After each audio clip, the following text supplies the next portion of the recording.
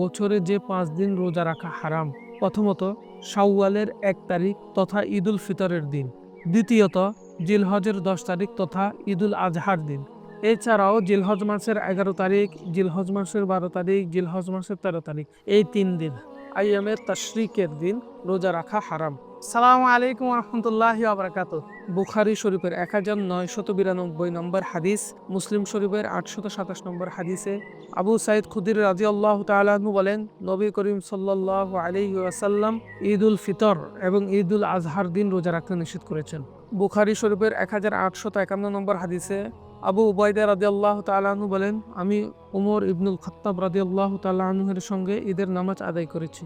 তিনি বলেছেন, এই 2 দিনের রোজা রাখতে নবী করিম সাল্লাল্লাহু আলাইহি ওয়াসাল্লাম নিষেধ করেছেন। প্রথম দিন হলো যখন তোমরা রোজা শেষ করো, অর্থাৎ ঈদুল ফিতরের দিন। আর দ্বিতীয় দিনটি হলো যখন তোমরা কোরবানির মাংস খাবে, অর্থাৎ ঈদুল আজহার দিন।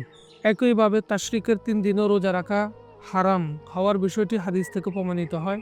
নবী করিম সাল্লাল্লাহু আলাইহি ওয়াসাল্লাম বলেন, তাশরিকের দিনগুলো হচ্ছে পানাহার এবং আল্লাহকে স্মরণ করার দিন। এই হাদিসটি মুসলিম শরীফের 1141 নম্বর হাদিস। আল্লাহ তাআলা আমাদেরকে বেশি থেকে বেশি আমল করার তৌফিক দান করেন। অন্যদিন অন্য কোনো গুরুত্বপূর্ণ বিষয় নিয়ে আলোচনা হবে। সে পর্যন্ত সবাই ভালো থাকবেন, সুস্থ থাকবেন। আসসালামু আলাইকুম রহমতুল্লাহ।